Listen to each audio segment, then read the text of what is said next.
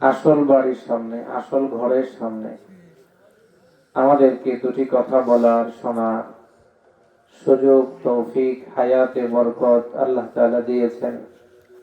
এই জন্য দিল থেকে সবাই একযোগে একবারে শ্রদ্ধা বিজড়িত কণ্ঠে আওয়াজ করে সবাই পড়ে নেই আলহামদুলিল্লাহ।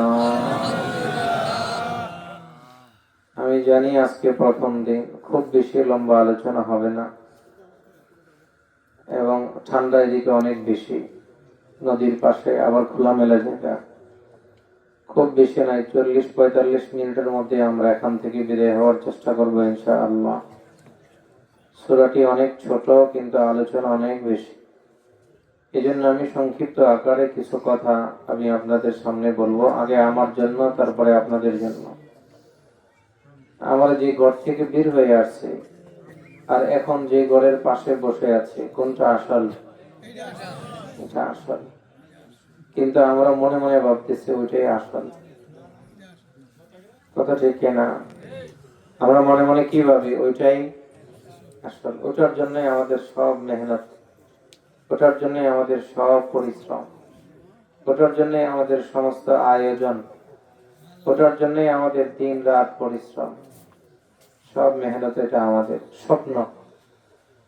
ওই বাড়ির জন্য আমাদের স্বপ্ন আছে না নাই? এই বাড়ির জন্য আমাদের কোনো স্বপ্ন? এই বাড়ির সামনে দিয়ে হাঁটলে ভয় লাগে। কথা ঠিক কিনা বলে? ঘুমায় গেছেন সবাই? ঘুম চলে আসছে? বাড়িতে আসলে ঘুম আসে। এখানে এমন এক বাড়ি যেখানে আমার দাদা আছে, বাবা আছে, আছে না নাই? এখানে এমন এক বাড়ি যেখানে কারো মা আছে, কারো দাদা দাদি আছে। তো যেখানে আমাদের পূর্বপুরুষরা চলে আসছেন, আমরাও চলে আসবো। আমাদের সন্তানরা এই মাহফিল হয়তো চলতে থাকবে, আমরা হয়তো থাকবো না। ওরাও এসে বলবে আমরা এমন এক বাড়ির সামনে আছি যেখানে আমার বাবা শুয়ে আছে। আমাদের আক্তার ভাই বললেন না যে ওনার আব্বা শুয়ে আছেন, আর অনেকেরই আছে, আমার আব্বা শুয়ে আছেন এখানে। আমাদের আসল বাড়ি কোনটা? এই কথাটা যদি আমাদের ভিতরে ঢুকে না, তাহলে আমি আপনি সফল। এই কথাটার জন্য আল্লাহ 30 পারা কোরআন নাজিল করছেন। কথা ঠিক কিনা বলেন? এটা বোঝানোর জন্য যে এটা কিন্তু তোমার থাকার জায়গা না, এটা আসল না, এটা নকল। ওইটা হলো আসল। যেটা রেখে আসছে ওটা নকল, যেটার কাছে আসছে এটা আসল। এই কথাটা বোঝানোর জন্য, এটাকে দেওয়ার জন্যই আল্লাহ তাআলা আমাদেরকে পুরো 30 পারা কোরআন দিলেন। বিভিন্ন অ্যাঙ্গেলে, বিভিন্ন মাধ্যমে, বিভিন্ন সিস্টেমে আল্লাহ তাআলা আমাদেরকে বুঝিয়েছেন। এটা যদি কারো বুঝে আসে, এখন আরো বেশি বুঝে আসবে। কিছুদিন আগে সিরিয়া স্বাধীন হলো। সিরিয়ার কথা শুনছেন? সিরিয়া আসাদ সরকার পলায়ন করছে, রাশিয়াতে পলাইছে। তো সেখানে এক কারাগারের সন্ধান পাওয়া গেল। তো কারাগার থেকে একজন কয়েদিকে, একজন বন্দীকে বের করছে। তো বের করার পরে বলতেছে, তুমি ছোট্ট ঘরে ছিলা, তোমাকে এখানে খাবার কে দিল? তোমাকে এখানে পানিও কে দিয়েছে? তুমি এখানে বেঁচে ছিলা কিভাবে? 20 বছরের উপরে। কত বছর? 20 বছর। তো বলতেছে, আমি যে 20 বছর এখানে আছি, এই 20 বছর আমার কেউ সংবাদ নেয় নাই, কিন্তু আমার আল্লাহ আমাকে ভুলেন নাই।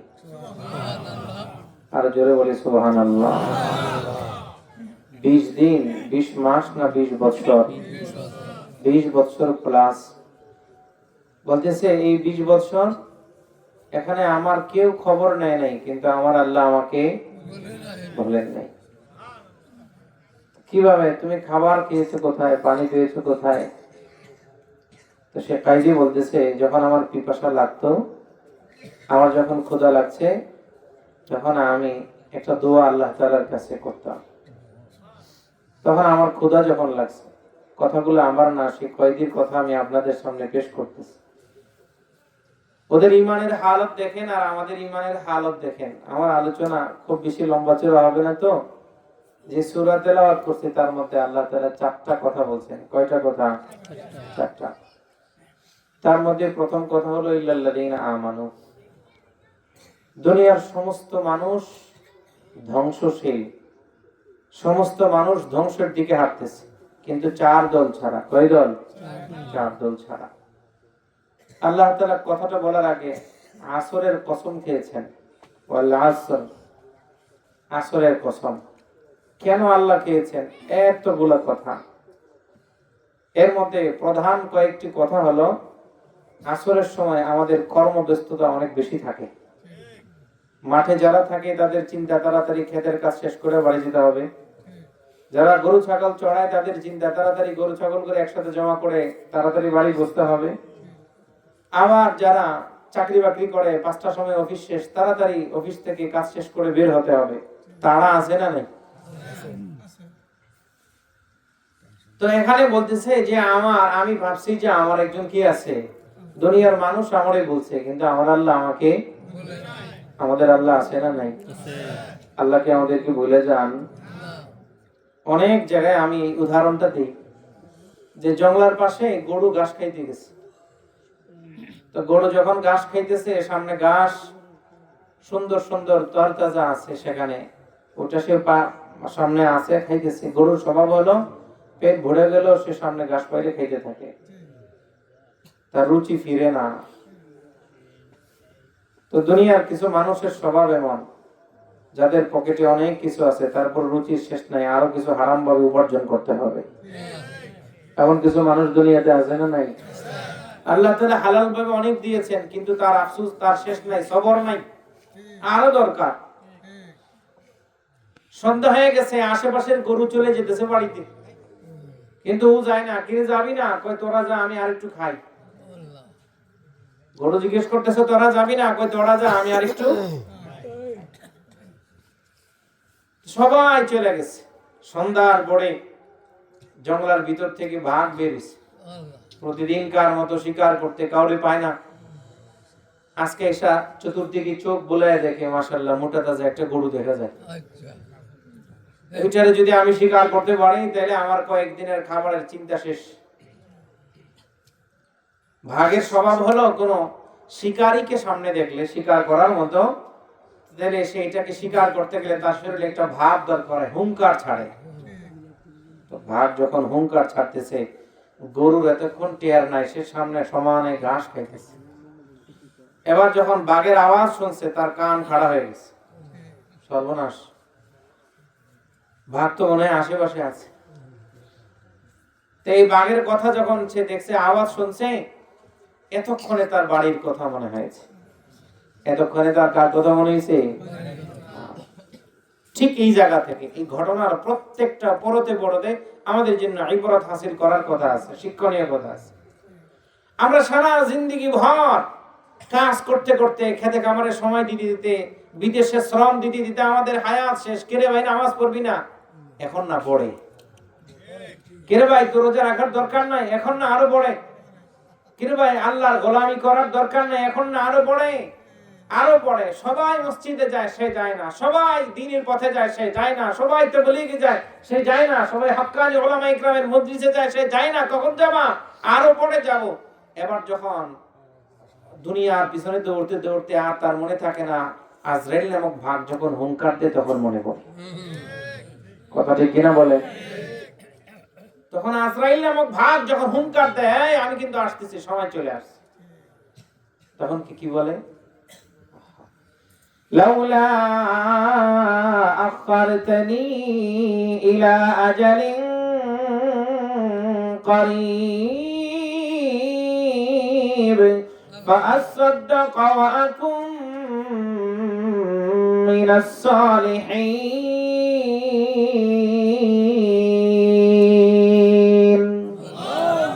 তখন বলে লাউলা আখারতানি ইলা আজালিন করিব, একটু সুযোগ দাও, একটু সুযোগ। কি করবে? ফাআসাদদাকা ওয়া আকুম মিনাস সালিহিন। আমি এখন উলামায়ে কিরাম, মুফাসসিরিন কিরাম বলেন ফাআসাদদাকা মানে সে দুনিয়ার যত ভালো কাজ আছে আল্লাহ এখানে জমা করে দিয়েছে, যে আমি সব ভালো কাজ করব 1 মিনিটের মধ্যে। মালাকুল মউত কি বলবে? বোকা। সব মালাকুল, তুমি সব ভালো কাজ তুমি 1 মিনিটে করবা? তোমার তো 60 বছর হায়াত দেওয়া হয়েছিল, তখনই তো করো নাই। তুমি নাম্বার 1 বাটপার, এখন কিভাবে করবে? আরে লম্বা সময় পাওয়ার পরে তুমি যেটা করো না 1 মিনিট আর অল্প সময় তুমি সেটা করবে, এটা বিশ্বাস করবো কিভাবে আমি? কথা ঠিক কিনা বলেন? তাইলে সারা জিন্দেগি ভর মানুষ কি করে? এখন না পড়ে। ওই গরুর মতো তোরা যায় এখন না পড়ে। পড়ে পড়ে কখন? আমার গাছ খাওয়া শেষ হলে আমি আসবো। এত সুন্দর খাবার রেখে আমি যাব না, তোরা যা, তোরা তো বোকা। ওরা সবাই ঘরে চলে গেছে, গোয়ালে চলে গেছে। এখন সে যখন বাঘের হুঙ্কার শুনছে, এখন তার হুঁশ আসছে গোয়ালে আসার জন্য। ঠিক আমরা আমাদের স্বভাব এমন, সারা জিন্দেগি ভর আমাদেরকে আজানের মাধ্যমে আহ্বান করা হয়, হাইয়া আলাস সালাহ, হাইয়া আলাল ফালাহ, কল্যাণের দিকে আসো, নামাজের দিকে আসো। আমরা কি বলি? এখন না পড়ে।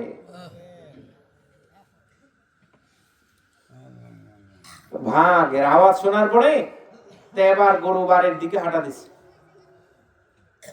2-1 কদম হাঁটা দিয়া চিন্তা করতেছে, দৌড় দিছে বাড়ির দিকে। পিছন পিছন ভাগ কয়, তুই দৌড় দিবি কি বেটা? তুই 10 কদম যাবি, যতক্ষণে আমি 1 কদমে তার চাইতে বেশি চলে যাব। কারণ ভাগের সাথে কখনো গরু দৌড়ে পারবে দূরের কথা, আরো বেশি কিছু করলেও পারবে। কিছু দূর আসার পরে এবার গরু দেখতেছে রাজা মশাই তো আমার পিছন পিছন, ধরা পড়ে যাব আমি, তো কি করা? দেখি অন্য কোন উপায় আছে কিনা বাঁচার জন্য। সে কি করলো? দেখে রাস্তার পাশে বিশাল বড় একটা খাদের মধ্যে, গর্তের মধ্যে কাদামাটি ওলা, সেখানে পানি কাদামাটি একসাথে মিশ্রিত লাভ দিচ্ছে। অনেক সময় মানুষ শেষ জীবনে এসে হেদায়েত পায়, তাই কি পায় না? অনেক সময় আল্লাহ সুযোগ দেন বান্দাকে। শেষ জীবনে এসে মানুষ নিজের ভুলকে সে শোধরায়, সে নিজেকে পরিশুদ্ধ করার চেষ্টা করে। মাহতারাম, আমরা এখানে যারা আছি সবাইকে এক বয়সের মানুষ না, এক একজন এক এক বয়সের, এক একজন এক এক বয়সের, এক একজন এক এক পেশার, এক একজন এক এক শ্রেণীর। কিন্তু আমরা এরা যারা আছি সবাই সুস্থ না অসুস্থ? সুস্থ না? এখন যদি কেউ নিয়ত করে এখন যে আমি আমার আসল বাড়ির আসল ঠিকানার পাশে বসা নিয়ত করতেছি যে আমি নিজেকে পরিশুদ্ধ করব, সম্ভব না অসম্ভব? সবাই কথা বলেন, সম্ভব না অসম্ভব? অবশ্যই সম্ভব। যদি সে চিন্তা করে যে আমি নিজেকে পরিশুদ্ধ করব, আমি নিজেকে শোধরাবো, তাজকিয়া করব নিজেকে, আমি قد أفلح من تزكى وذكر اسم ربه فصلى। তাজকিয়ার সুযোগ এখন আছে না নাই? এখন আমরা চিন্তা করব, হুজুর এখন না, আগামীকাল মাহফিল শোনার পরে তাজকিয়ার চিন্তা করব। আগামীকালকে যে জানাজা হবে না, কোনো গ্যারান্টি আছে?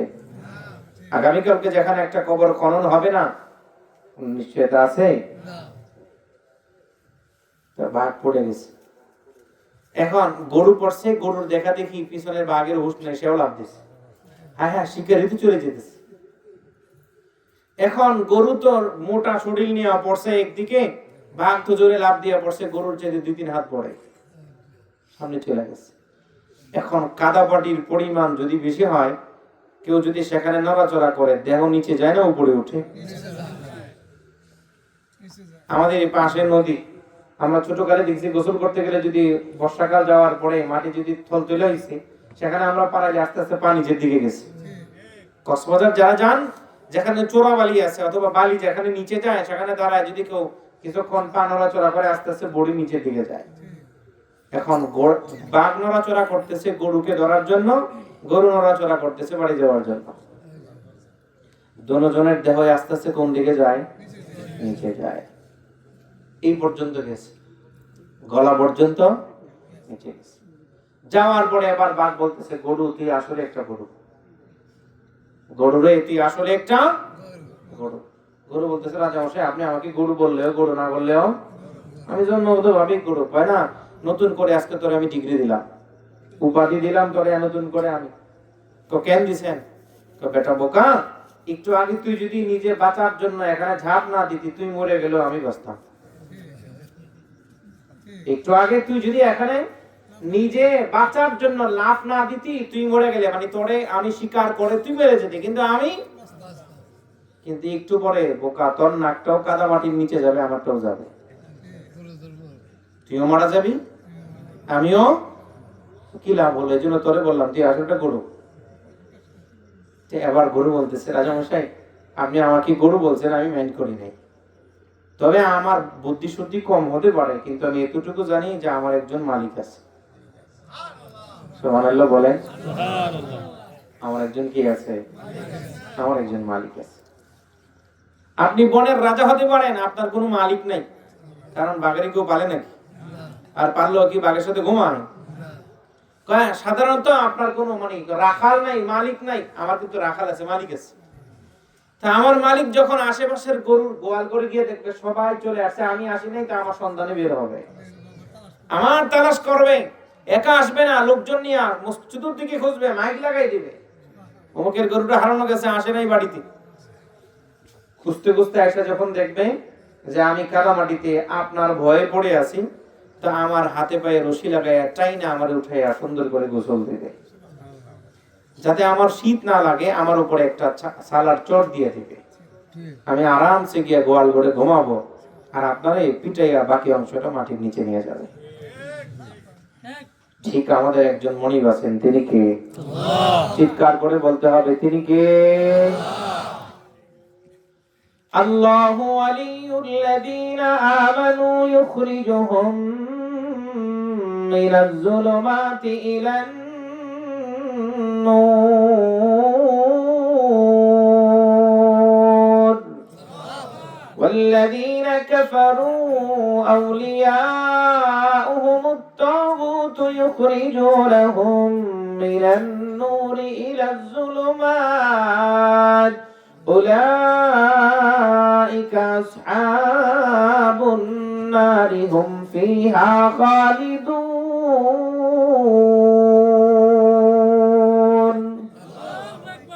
আল্লাহ তাআলা বলেন আল্লাহু ওয়ালিয়ুল্লাযীনা আমানু, যারা ঈমান এনেছে আমি আল্লাহ তাদের দুস্থ, তাদের গার্ডিয়ান, তাদের বন্ধু। সুবহানাল্লাহ বলেন। সূরা আসরের প্রথম শর্তে আল্লাহ এটা বলতেছেন, ওয়াল আসর, আসরের সময়ের কসম, ইন্নাল ইনসানা লাফি খুসর, নিশ্চয়ই সমস্ত মানুষ ধ্বংসের দিকে দৌড়তেছে, তবে চারজন ছাড়া। কয়জন ছাড়া? চার দল, ইল্লাল্লাযীনা আমানু, যারা মুমিন। এই আল্লাহর প্রথম আয়াতে 3 নম্বর পারা 2 নম্বর পৃষ্ঠার প্রথম আয়াতে আল্লাহ বলেন আল্লাহু ওয়ালিয়ুল্লাযীনা আমানু। দুটো মিলছে, বুঝছেন? আল্লাহ বলতেছেন আল্লাহু ওয়ালিয়ুল্লাযীনা আমানু, যারা মুমিন আমি আল্লাহ তাদের বন্ধু। আবার আল্লাহ সূরা আসরে বলতেছেন যারা মুমিন তারা কখনোই ধ্বংস হবে না। সুবহানাল্লাহ, তারা কখনো ধ্বংস হয় না। ধ্বংস যে হয় না, ওই যে ওয়াকে বলতেছিলাম সিরিয়া, আমরা এখান থেকে 10:30 থেকে 10:40 চলে যাব, খুব বেশি রাত্র হবে না। এখন 10:09 বাজে, আর 25 থেকে 30 মিনিট বোঝা যাবে ইনশাআল্লাহ। এখানে আল্লাহ